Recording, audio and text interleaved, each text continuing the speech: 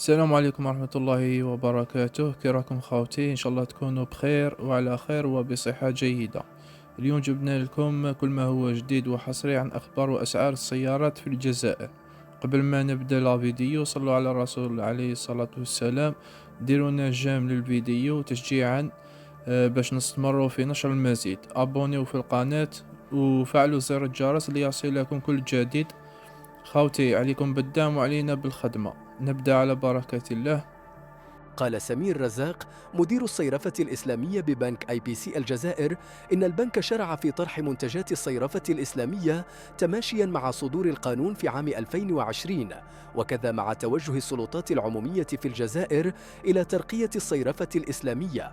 وأضاف سمير رزاق في تصريح للنهار أونلاين أن البنك بدأ في التعامل بهذه الصيغة منذ سنة، ويضم حاليا 8 فروع كلها تقدم نشاطات الصيرفة الإسلامية، وأوضح أنه سيتم الوصول إلى 13 فرعا مع نهاية السنة الحالية، ومع حلول السنة المقبلة ستقدم جميع فروع البنك منتجات الصيرفة الإسلامية.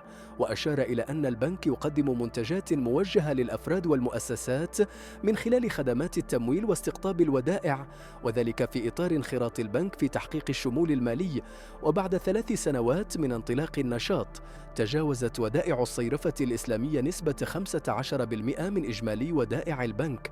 وفيما يخص تمويل السيارات، كشف المتحدث أن البنك كان منذ انطلاق خدمات الصيرفة الإسلامية يتعامل مع بعض المتعاملين الذين يطرحون حصصا قليلة من السيارات، وأكد أن البنك حاليا يقوم باقتناء حصص من السيارات ويعيد بيعها للمواطنين، مثل سيارات علامة فيات التي يتم تركيبها حاليا في الجزائر، والتي تعد النوع الوحيد المسموح به للتمويل للأفراد.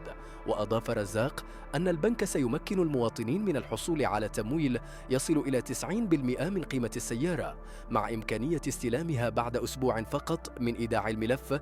وبخصوص السيارات المتوفرة، أكد المتحدث أن العرض يشمل حاليا سيارات فيات 500، مشيرا إلى أنه بحلول عام 2025 ستكون هناك علامات أخرى وموديلات جديدة يمكن للبنك تمويلها.